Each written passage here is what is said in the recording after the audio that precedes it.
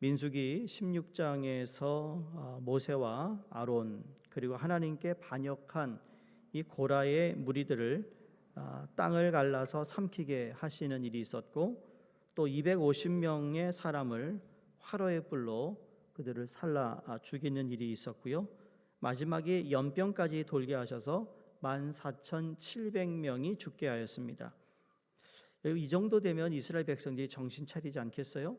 그렇죠? 그것도 한 장에 세 가지의 일이 한꺼번에 일어나는데, 이런 사건을 통해 다시는 모세와 아론의 권위에 도전하지 않을 것이 분명합니다. 그런데 하나님은 또다시 아론의 권위를 확인해 주시는 내용이 오늘 저희가 읽은 말씀이고, 또 우리에게 잘 알려진 아론의 쌍난 지팡이의 이야기입니다.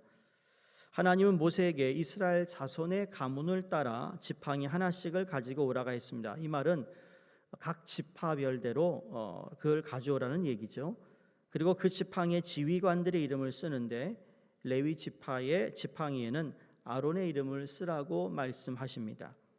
그리고 12개의 이 지팡이를 회막 안 증거궤 앞에 두라고 하시면서, 이 증거궤는 여호와의 언약궤를 이야기합니다. 그러니까 여호와의 언약궤가 있는 곳은 어디죠? 성막 중에서도 가장 거룩한 지성소라고 이야기하는 것이죠. 지성소는 제사장들도 들어갈 수 없고 오직 대제사장만이 들어갈 수 있는 것입니다. 모세가 지팡이를 그곳에 두었다. 이게 중요한 말이죠. 어쩌면 지성소는 가장 거룩한 곳이고 가장 은밀한 곳이고 사람의 손이 절대 닿지 못하는 곳입니다. 그렇게 지성소 안에 증거궤 앞에 지팡이를 두었다라는 것은 그 누구도 이 지팡이에 손을 댈 수 없다라는 의미일 것입니다. 그런데 아론의 지팡이에게서만 이 움이 돋고 순이 나고 꽃이 나서 살구 열매가 열렸다라는 것은 예사로운 일이 아니라는 것입니다. 자, 다음 날 모세를 비롯한 각 지파의 지휘관들이 이 지팡이를 확인합니다. 하나님은 아론의 쌍난 지팡이를 증거궤 앞 안으로 도로 가져와서 거기 간직하게 하면서 오늘 본문 보니까 반역한 자에게 대한 포징이 되게 삼으셨다라고 말합니다. 이 말씀을 그냥 이렇게 읽으면 별 감동이 없습니다. 근데 여러분 집에 마른 지팡이가 있나요? 마른 지팡이를 바라보면서 한번 이야기하면, 이 말씀 읽으면 더욱더 놀랄 겁니다. 우리가 빗자루에 있는 그 막대기에서, 마른 막대기에서 많이 싹이 났다. 이게 가능한 일이냐고요. 지팡이는 완전히 말라있는 나무입니다. 그런데 거기에 움이 돋는다, 순이 나고 꽃이 핀다, 살구 열매가 열린다. 여러분, 싹이 나서 줄기가 자라는 것도 시간이 걸리는 일이고, 거기에 꽃이 피는 것도 시간이 걸리는 일이고, 그 꽃이 핀 자리에 열매가 열리는 것도 시간이 지나야 하는데 하룻밤 사이에 모든 것이 이루어졌다라는 거예요. 오늘 본문의 말씀은 표징을 삼으시는, 그러니까 하나님의 사인을 우리에게 보여주고 있는 내용이라는 겁니다. 도대체 누구를 위한 사인인가? 이 사인을 통해 무엇을 깨닫기를 원하시는지, 그 사인을 통해서 하나님이 행하시는 일을 보라는 것인데, 구체적으로 두 가지를 오늘 생각해 볼 수 있습니다. 아론의 쌍난 지팡이를 통해서 깨달아야 할 것은, 첫 번째, 반역하지 말고 하나님께 대한 원망을 그치며 죽지 않게 하라는 거였습니다. 10절을 다시 보세요. 여호와께서 또 모세에게 이르시되 아론의 지팡이는 증거궤 앞으로 도로 가져다가 거기 간직하여 반역한 자에 대한 표징이 되게 하여 그들로 내게 대한 원망을 그치고 죽지 않게 할지니라. 그래서 언약궤 안에 뭐가 있죠? 모세의 십계명, 쌍난 아론의 지팡이, 그리고 만나가 들어있는 항아리, 조그만 병이 들어있어요. 이게 언약궤 안에 있는데, 그 아론의 쌍난 지팡이를 볼 때마다 무엇을 기억하라고요? 하나님을 거역하지 말라, 반역하지 말라는 겁니다. 이 사건에 대해서 이 지팡이를 볼 때마다 그날을 기억하라. 그러니까 고라 자손의 반역에 대해서 하나님은 땅을 벌려 그들을 삼켜버렸습니다. 순식간에 그들을 없애버렸어요. 그리고 그에 대한 두려움이 아직 남아 있을 때 확실하게 그렇게 반역하는 자들에게 도장을 찍어 주시는 내용이 오늘 아론의 지팡이에 싹이 난 것을 통해 하셨다라는 겁니다. 그것도 자신들이 무시하는 아론의 지팡이에서 싹이 나게 하셨다라는 것. 이제 아론이 제사장직 그런 영적인 권위에 대해서 더 이상 너희들이 말하지 말라는 것이었습니다. 어제도 저희가 읽은 16장에 보면 모세가 그들에게 이야기하지 않습니까? 너희가 맡은 일들이 결코 작은 일이 아니다라는 거예요.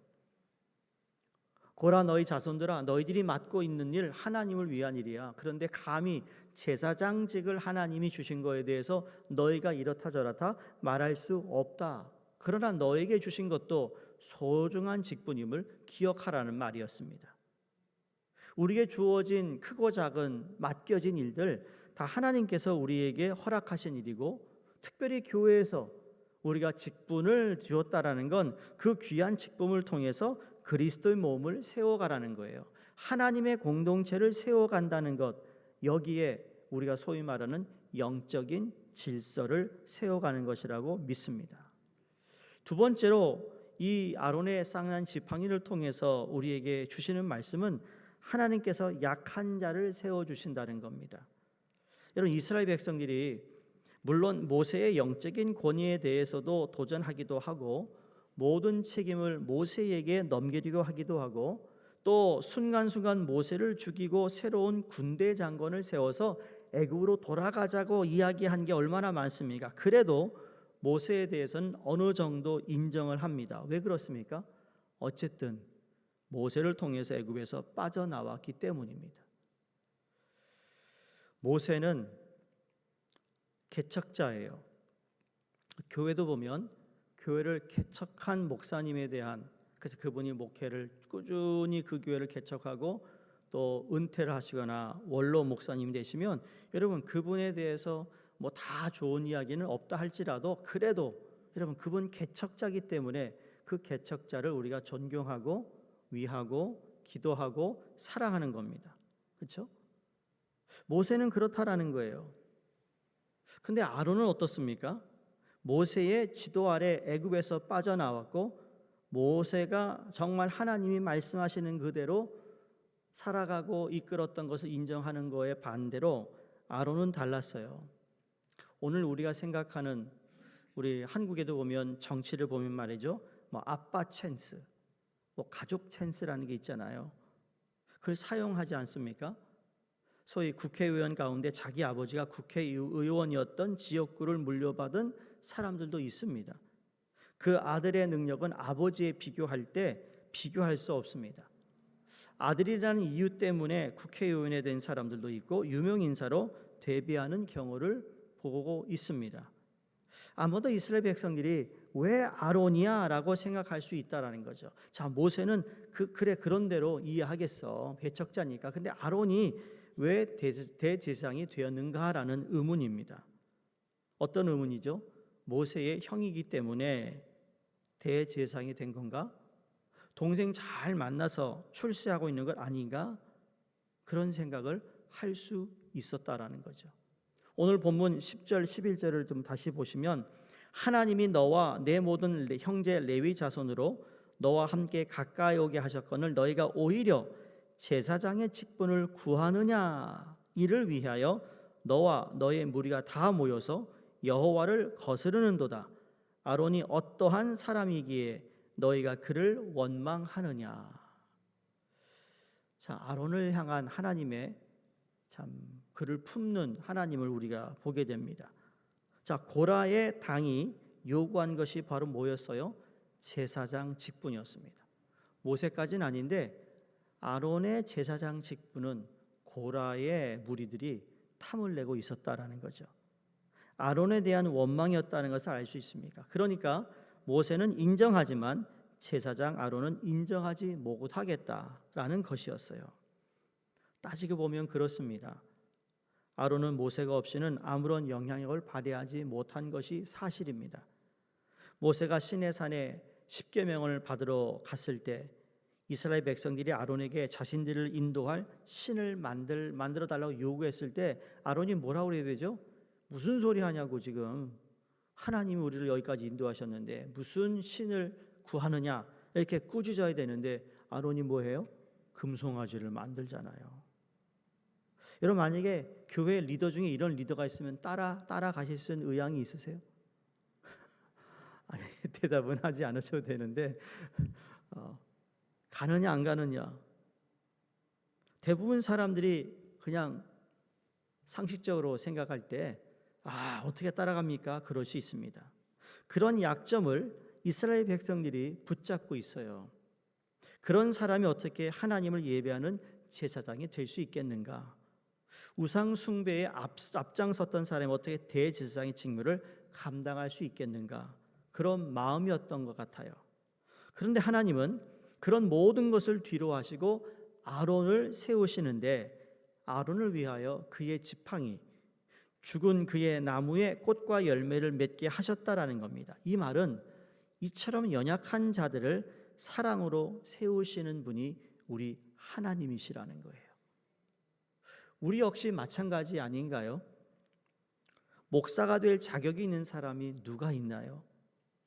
교회 장로가 될 자격이 있는 사람이 있나요? 권사의 자격? 하물며 서리 집사가 될 자격이 우리에게 다 있나요? 직분은 고사하고 어디 하나님의 자녀가 될 자격이 있는 사람이 어디 있나요? 아무런 자격이 없습니다. 오히려 부족한 것, 투성인 것, 이게 우리를 세우셔서 하나님의 사람으로 세우시고 귀한 직분을 맡겨주셔서 감당하게 하시는 하나님의 섭리와 하나님의 뜻 외에는 설명할 방법이 아무것도 없다라는 거예요. 우리가 교회를 좀 오래 다니고 열심히 하니까 중직을 해야 된다? 이건 인간이 생각하는 것이죠. 그러나 또한 그러한 충성된 것을 통해서 교회의 일꾼으로 세우는 것, 여러분 우리가 잘 알고 있는 내용입니다. 그럼에도 불구하고 100명 중에 100명이 다 찬성표를 던지는 것은 아닐 것입니다. 그 중에 내 생각에는 아니야 저 사람라고 생각하는 사람이 있을 것이라는 거죠. 그럼에도 불구하고 만약에 세움을 받는다면 여러분 그 사람은 평생 겸손한 마음으로 주어진 직분을 최선을 다해 믿음으로 하나님을 섬겨야 하며 교회를 섬겨야 될 줄로 믿습니다. 그게 직분 받은 자들이에요. 여기 서 있는 목사도 목사 될 자격이 있어서 목사 된 거 아니라고 생각해요. 하나님이 부르셨어요. 장로님들 하나님이 불러서 그 자리에 앉으신 거예요. 그렇지 않고 내가 이 교회 얼마나 열심히 했는데라고 생각하는 순간 이미 그 사람은 지금 내려가고 있는 길을 가고 있어요. 그 사람 이미 망한 거나 마찬가지예요. 그 사람은 교만으로 가득 차 있는 사람이라는 것이죠. 고린도전서 1장 26절에서 30절 이렇게 사도 바울이 말합니다. 형제들아 너희를 부르심을 보라. 육체를 따라 지혜로운 자가 많지 아니하며 능한 자가 많지 아니하며 문벌 좋은 자가 많지 아니하도다. 그러나 하나님께서 세상에 미련한 것들을 택하사 지혜 있는 자들을 부끄럽게 하려 하시고 세상에 약한 것들을 택하사 강한 것들을 부끄럽게 하여 하시며 하나님께서 세상에 천한 것들과 멸시받는 것들과 없는 것들을 택하사 있는 것들을 폐하려 하시나니 이는 아무 육체도 하나님 앞에서 자랑하지 못하게 하려 하심이라. 표징은 흘러가는 시간 속에서 우리의 기억과 삶을 다잡게 하고 표징은 우리가 앞으로 반복하지 말아야 할 것이 무엇인지 어떤 길을 가야 하는지를 말해주고 있습니다. 무엇보다 하나님께서는 당신을 믿는 모두에게 말씀이 육신이 된 예수 그리스도라는 명백한 표징을 주셨습니다. 장구한 세월에도 썩어지지 않고 사라지지 않고 이 말씀이신 예수님 안에서 우리는 오늘도 마음과 삶을 새롭게 해야 될 줄로 믿습니다. 우리가 살아가는 삶의 터전에 왜 음습한 어둠이 없겠습니까마는 썩지 않는 표징이신 예수님의 빛이 오늘도 우리를 참된 삶으로 이끌고 계심을 믿으시기 바랍니다. 우리의 부족한 것, 연약한 것을 하나님이 세우셔서 강하고 떳떳하다고 하는 사람들을 부끄럽게 하기 위해 나를 부르셨다라는 그 콜링에 우리는 주어진 직분에 하나님께 겸손한 마음으로 끝까지 우리 안에 계신 예수 그리스도의 빛을 하루하루 일구어 나가는 저희 모두가 되기를 주의 이름으로 축복합니다. 기도하겠습니다. 하나님, 고라의 반역과 그로 인한 이스라엘 백성들의 죽음은 참 뼈아픈 것이었고 또 그들의 아픔을 표징으로 삼으시는 하나님께서 이스라엘 백성들의 원망을 그치고 그들이 살 길, 생명의 길, 회복의 길로 인도하신 하나님을 알게 하심에 감사드립니다. 저희의 삶을 돌아봅니다. 저희 삶에 주신 표징이 분명히 있음을 믿습니다. 저희 신앙 공동체에 주신 표징도 있습니다. 주님이 주신 표징을 보고 하나님 앞에 저희의 삶을 바르게 세워가게 하여 주셔서 무엇보다 썩지 않으실 예수님 안에서 오늘 우리의 삶을 일구어가고 내일 새로운 꿈을 꿀 수 있도록 은혜를 베풀어 주시옵소서. 오늘도 주님께 기도하는 우리의 기도 가운데 하나님 응답해 주시며 무엇보다 우리에게 주어진 삶의 그 자리에서 그것이 가정이었던 또는 우리의 직장이든 사업장이든 교회든 하나님 주님 앞에서 인정받는 자들이 되게 해 주시옵소서. 예수 그리스도 이름으로 감사하며 기도드리옵나이다. 아멘. 우리 함께 기도합니다. 일본의 마크 앤 레이첼 선교사님, 또 히로시마 교회 이상훈 장미숙 선교사님, 키르기스탄의 정춘섭 김문희 선교사님 위해 기도해 주시고 또 이제 우리 6월 말 7월에 시작하는 서머스쿨과 또 우리 주일학교 BBS와 또 단기 선교팀을 위해 함께 합심하여 기도하겠습니다. 할렐루야. 하나님